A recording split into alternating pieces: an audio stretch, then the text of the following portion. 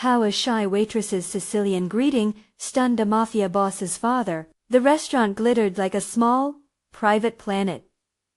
Chandeliers threw soft constellations onto white linen. The scent of seared fish and brown butter threaded through the air. A civilized smoke that softened the edges of everything beneath it. On the corner table an island of dark wood and reserved sign sat, the kind of power that cleared rooms.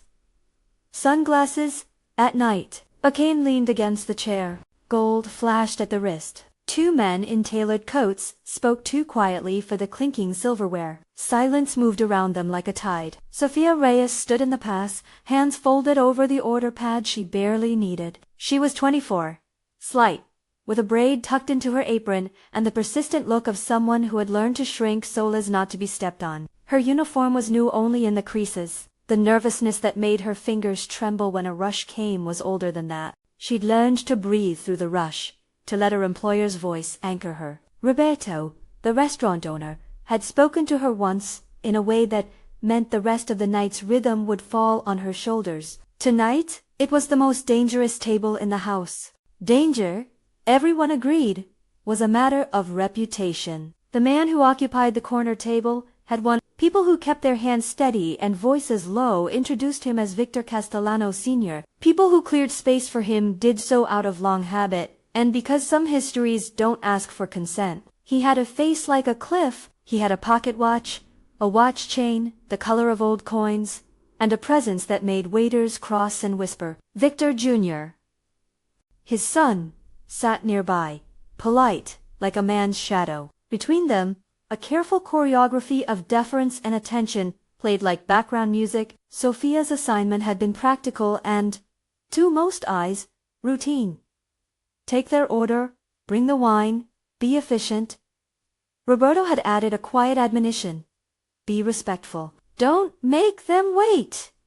His thumb had tapped the well-worn mobile screen as if to remind her the point of order was survival and not performance. She rehearsed her motions in the hallway. Pin the braid. Smooth the apron. The nervousness lived behind her breastbone, a bird that fluttered when she imagined the table's eyes on her. She kept her breath small and precise. She had been a waitress for 3 months. She was also a nursing student, a role she kept like a secret promise. Every paycheck folded into textbooks and tuition, every late-night shift a small offering to the future she wanted for herself. Her grandmother, Lucia Ferrante, had said, in a voice that smelled of lemon oil and warm bread, that dignity was a quiet thing you wore in the way you served people. That voice came back now, soft, succinct, thick with a language Sophia practiced in the mirror. Words from a village in a place on old maps, a sound like bread being broken. She stepped from the hall into the dining room. The room's low murmur seemed to rearrange itself around the table. Her shoes made a small, embarrassed sound on the polished floor. She could see them all. Victor Sr. with his coat draped over the back of his chair. The thin scar at his eyebrow that no one mentioned. Victor Jr. playing the part of an attentive son. The bodyguards who watched the room like the frame of a painting. A watch glinted. A ring caught the light. They looked like a fortress with a tablecloth. Her hands were steady enough to carry a tray. Her heart was not. She walked the first few feet, then remembered something that made the flutter behind her ribs stop and turn into a different kind of motion, soft, inevitable. She reached into the little pocket she kept on purpose, and found a scrap of tissue with a single word Lucia had taught her years ago. A small, private hymn against fear. She had never imagined she would use it beyond the kitchen at home where Lucia hummed and folded shirts and mended seams. When she came to the table, the room nudged itself into a lower register. Heads didn't turn, shoulders did. Conversations near the corner leaned away. She bowed her head slightly. The old manners her grandmother had insisted on in a language that tugged at Sophia's throat. Buonasera, signori, she said. It was a small phrase Sicilian, like the way the sea sounds different in a dialect of another shore, softly spoken, but, "Good evening, sir." For a moment, nothing happened. The clink of a spoon seemed to hang in the air. Utter silence was not theatrical. It was a room listening in suspended disbelief. Victor Sr.'s fork paused midway. Victor Jr. straightened in a way that made the tension in his neck visible. The bodyguard's eyes narrowed. not with suspicion but with a question they could not articulate. Who speaks to him in that voice? Then Victor Senior's face shifted, inch by inch, like a drawing being rubbed out and redrawn. His brow relaxed, the ridge of his mouth soft. For the first time that night, his eyes lost their cliff-line hardness and became the glassy thing of a memory surfacing. "Shtidiana?" he asked, the word heavy with recognition. "Lucia." It was both a question and a place being named. The name landed like a stone in the water and made concentric circles across the table. Sophia's mouth suddenly felt small. Lucia? Her grandmother, her teacher of tiny homeland things. The way to thread a needle, the scent of fennel in a winter stew, the song that moved mothers to say more with less. She had left Bolaro decades earlier, hands raw from factory work, eyes bright from the first sight of America. Lucia had been both fierce and ordinary, an immigrant's ledger of small sacrifices. She had taught Sophia a handful of Sicilian phrases, the way you teach a child to open a door. Victor Senior leaned back. He closed his fingers around the cane. His voice barely rose, but there was something volcanic in the hush. "Lucia Ferrante," he said, like a man remembering the taste of his childhood bread. "From below." "She!" He stopped, and the stop was not to hide something unsavory. It was a human pause, the kind you make when you reach an old photograph and find a face you thought lost. Roberto materialized at his elbow like a shadow from the kitchen, moving between the tables, lights. He had seen these changes before. He knew that power had soft edges, and that sometimes the softest things were words. The rest of the room watched the unspooling, as if it were meant to teach them something about their own hard shells. Sophia felt the floor narrow to the few inches beneath her shoes. She kept her voice low. "My grandmother," she said. Her name was Lucia. She used to sing in the square in Bologna. She taught me that phrase. The words came in a small rush, a thing honest and thin as a thread. Victor Senior's mouth trembled, not with the violence the press attached to his name, but with something private recognition, maybe sorrow. He reached for the glass of water at a hand's length and let it go untouched. For the first time all night, the table's fortress walls showed a window. "What did she sing?" he asked. It was an absurdly intimate question to ask a stranger in a crowded restaurant, but it was as if the name Lucia had opened a door and everything inside needed air. Sophia's chest tightened. She could have lied. She could have made the memory small and pretty. Instead, she told the truth, which is always braver. She sang for the women in the factory when the machines stopped, for the children, for the breadline. She hummed tunelessly, and then the whole square would clap because singing together made the work lighter. Victor Senior's eyes brimmed. He blinked like a man newly acquainted with tears. No one at the table laughed. The room receded itself into a softer posture. Hands rested on napkins. It was as if the night had come to understand that these were not just diners. These were people with pasts that crossed like threads in a rug. Then Victor Jr. did something that revealed his own kind of intelligence. He leaned toward his father, politely stern, a son who had watched his father govern rooms and men. "Dad," he said, "she's a nursing student. She's working and studying. It's hard." The father's jaw tightened. He looked at his son. He glanced at Sophia. A small, private negotiation took place in the space of 3 heartbeats. Victor Senior's voice was soft but edged with something that had nothing to do with money. "You carry your grandmother like an armor, girl," he said. "That is how you stand." Sophia's first impulse was to say no. She had pride. Her father's empty chair taught her that dignity was earned in late-night shifts and in class. She had learned to refuse handouts, to fold her independence into a purse-size principle. She had also learned that sometimes refusing is not courage, but a way of isolating yourself from kindness that may be offered out of sorrow or memory. "Please," Victor Jr. said again, not pushing, but making room for his father's will to be expressed. The room seemed to pause on that ask. Victor Senior reached into his coat pocket and pulled out an envelope. It was plain.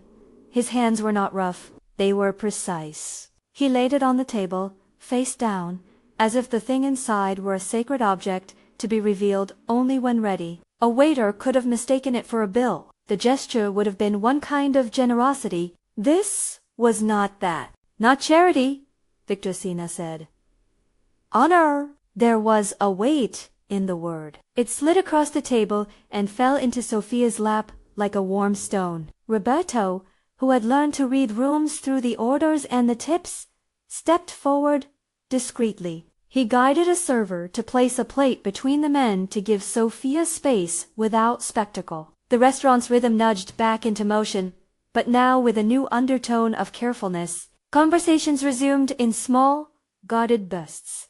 Sophia wanted to cover the envelope with her hands and say no. She wanted, more than anything, to be the kind of person whose merit was not determined by the size of another's wallet, but by the stubbornness of her own labor. But she also knew what Lucia had told her, that sometimes gratitude needed to be accepted so it might become something else, a chain of kindness that could feed more than one mouth. She opened the envelope with fingers that did not belong entirely to her. Inside was a single cashier's check, the kind that carries the station of a bank and the authority of signatures. There was a neatness to the handwriting across the top of the check, no flourish, no show, just a steady hand. There was also, folded and tucked beneath the check, an old photograph. It was small, the kind that had been held between fingers and carried for years. On the back, in a hand Sophia did not know, someone had written, in pencil, Rucia Ferranto,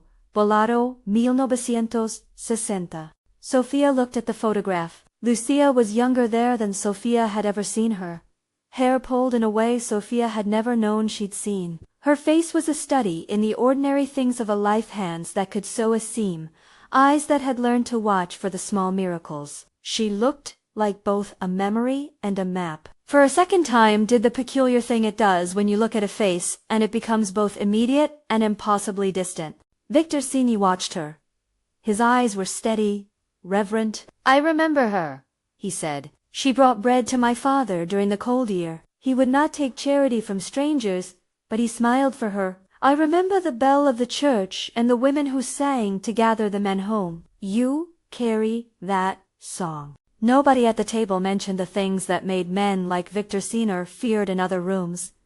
Nobody needed to. The story had become less of the typical binary power or victim and more of a shared human fabric. The offer, whatever its size, was presented as a continuation of a memory kept protected by the man himself.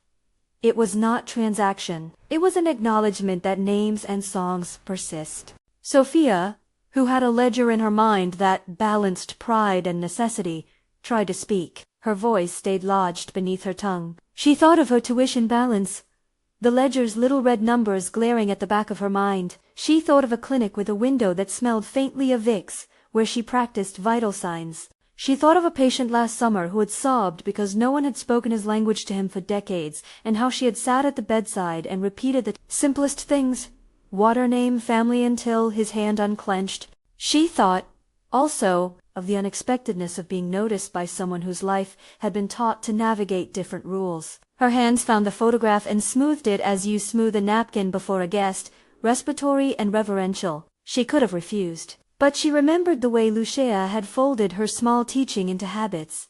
A dish washed with care, a train ticket bought ahead of time, a phrase taught so that when the moment came, the words might come out of you like breath. She said, softly, if you would do this, do it for the memory of her, not for me. Victorina's smile was a thing that rechanneled power into tenderness. For the memory, he said, and for the promise I see in your hands. Victor Jr. turned away, looking suddenly uncomfortable with a heat he could not name. A waiter delivered the wine. A nearby table clung to their desert spoons, as if the world had become porous. The rest of the night unfolded like a small, private miracle. The envelope sat on the table like a new moon. People who had thought of Victor Sr. as an immovable thing saw instead a man sitting with a past not unlike their own. A son and father negotiated a gesture. A waitress looked at a photograph of a woman who had been more than a name on a letter. The moment was not triumphal. It was human and awkward and perfectly ordinary. Someone cracked a joke about the food. Where is my veal? The patriarch demanded in a voice that made those who feared him smile at his sudden smallness, and the room laughed softly. A laugh, impossible to manufacture in that space, made the night less brittle. Roberto later told Sophia, when she came by the kitchen to put away a tray, that he had seen many things in the restaurant: marriages started over a bad lobster, breakups forgiven over too much wine, but he had never seen a silence hold the way it did when an old language was spoken and recognized. "Words are heavy sometimes," he said, tapping his temple. "They move mountains, or they open doors." Sophia kept the photograph in her apron pocket, the check she refused to look at twice that night, then put carefully into her own wallet after hours, as people fold up things to see how they will hold in their hands. She walked home through the city that smelled of taxi fumes and street pretzels, and felt a subtle loosening inside her, like a knot that had begun to unknot in the dark. A week later, an envelope arrived at the nursing school's bursar office. It arrived under the kind of name that does not often visit such rooms: Victor Castellano. The letter enclosed a cashier's check that covered the remainder of Sophia's tuition. There was also a small note, typed and clipped into place, that said simply, "For the daughter of Lucia Ferrante, Anna." Attached, carefully, was another photograph of Tia, in a black shawl, younger than the hair in Sophia's memory, standing near a wall that was sun-worn and graffiti scattered, a stone fountain behind her. On the back, in the same tight hand as the restaurant picture, the words, "Ruccia Ferranto, Bolado, 1960. Sophia read the envelope in a thin office under fluorescent lights. She sat in a folding chair and let the world around her hum like a different country. She called Roberto to tell him she was okay. She called her mother and tried to make the words practical and small tuition paid. His name had been pressed shy in conversation. The act of a check changed nothing about the scale of the man, but it did alter the geometry of Sophia's next few years. She could pay the bills without skipping a class. She could complete clinical hours without choosing the least expensive textbook. People told stories about that night for weeks. He had done it because of sympathy. He had done it because of a debt.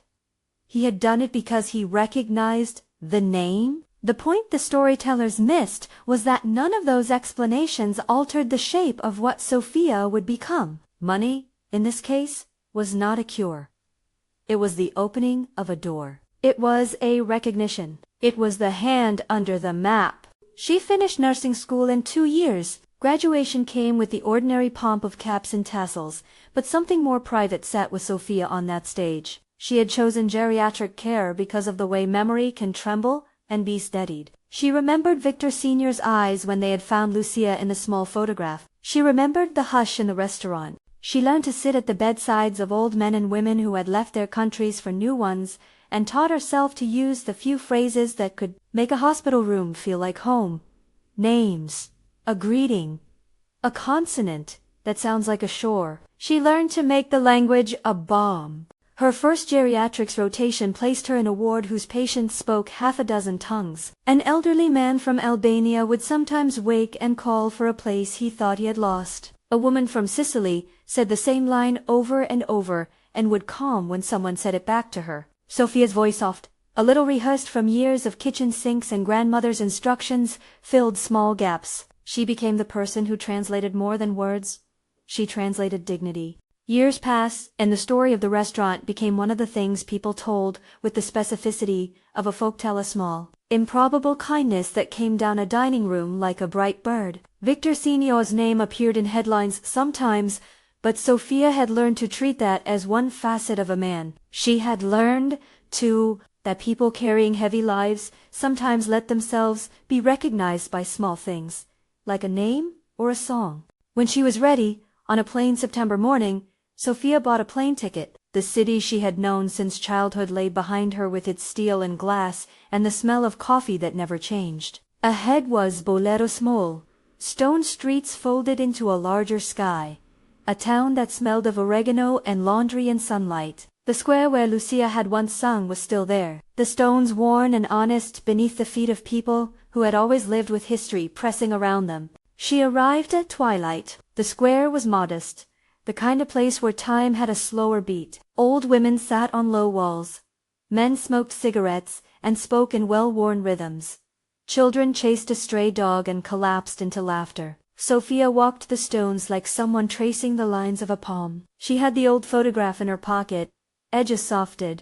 She had learned some more Sicilian since the night in Manhattan, practicing phrases on the subway, on the phone with a community volunteer who met immigrants at the clinic. She had learned how small things could unstick the corners of memory. At the center of the square, a group of women gathered, as they always did, wrapped in the kinds of sweaters that smelled like the sea. Sophia watched them for a while, listening to the cadence of their words, the way the vowels hit the air like thrown coins. Then she took a seat on a low wall and hummed. The tune was simple, the way Lucia had hummed in no pretense of perfect voice. Just a thread of melody that had kept working hands company for a lifetime. A few people turned to listen. Faces rearranged themselves in that small, inscrutable way when they recognized a tune from a remembered calendar of days. An old woman with hair like silver wire stood and smiled. Two boys who had been tossing a ball caught it in their hands and became intent listeners. Sophia's voice folded into the square. Not loud, not proud, just an echo of hands and memory. A woman in the crowd approached, old enough to have once seen Lucia in the factory line. She held out her hand and then pressed a palm to Sophia's cheek the way you might press a stamp to a letter. "You sing like someone's daughter," she said, not questioning the name, but accepting it. "You have the song?" At sunset, Sophia stood in the square and sang louder, tasting the consonants she had kept in her mouth since childhood. A small group gathered, tourists and locals in an indistinguishable mix. Someone took out a camera, someone poured a glass of red, and held it aloft, like an unspoken toast. The stones heard and kept time. She sang for Lucia, for her grandmother's hands and sewn seams, for the women who had made a life by making a life tolerable for those around them. When the song ended, a few people applauded, politely. The old woman with silver hair clapped, with a ferocity that echoed her life. Sophia thought of Victor Senior, of the way he had softened at a name, of an envelope that had made it possible to cross a threshold. She thought of how language can fold a stranger into your heart like a letter. That night, in a small inn with peeling paint and a window that looked out onto the stone, Sophia laid the photographs on the table beside her lamp. The two images, one with her grandmother in a shawl, one with her younger face, in a factory light, seemed to speak to one another across time. Sophia whispered the Sicilian phrase again, not because she needed it to be heard but because saying it was an act of continuity. The stones remembered. The air took it on like a record. She returned to New York with a small suitcase and a new steadiness. In the clinic, she had more confidence in saying a name or greeting in a language some patients had not heard in years. It made their faces rearrange, made them blink and become children in their own rooms again for just a while. It became, in quiet ways, part of her work, a tool, as simple and as vital as listening. Years later, someone would notice that the man at the corner table had been less alone in his own history than the headlines made him. People would tell the story for reasons both petty and tender. But for Sophia, it remained a private ledger of how one small phrase spoken, without spectacle, had stretched its fingers into the seam of her life and changed its course. On a late afternoon, she sat in a small community center and took a call from a woman who had come in because her father did not remember their names. Sophia listened, and when the man's voice trembled with a word she could not immediately place, she answered with a phrase in Sicilian, and the room quieted. There was no grand revelation. There was a slow unpeeling, a hand unclenched, a memory rose like a sun, and for a measured, ordinary period the man was present and smiling. The old photograph of Lucia traveled with Sophia in the back of her nurse's bag. It was a relic, not of wealth, but of belonging. It reminded her that favors do not always change the world, but sometimes they realign the small things that let people grow into their futures.